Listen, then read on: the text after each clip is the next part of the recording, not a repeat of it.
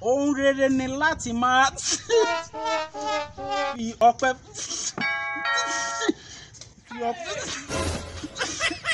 Pastor. láti máa.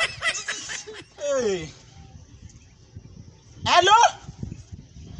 Abeg, my name na Samson. Abeg, shey na COVID-19, coronavirus 19, call center.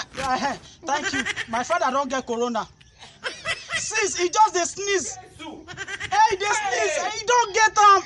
Our address number 16, Dolapo, Ojuelegba Street. Abeg, una quickly dey come. Abeg, I no safe. Na me get corona. Samson, na me get coronavirus. You don't see if they carry ambulance come here, come carry me.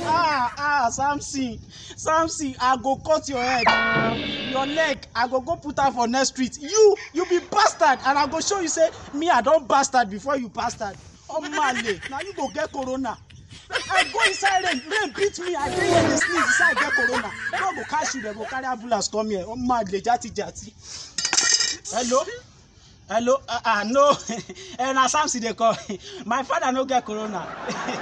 Na joke, I dey joke before that. Una no dey come. Una no come. He no get corona now. Nothing do my father. If he no sneeze, no, he no sneeze. No be him dey sneeze. Why go cut my head? I no trust this man. Na bastard.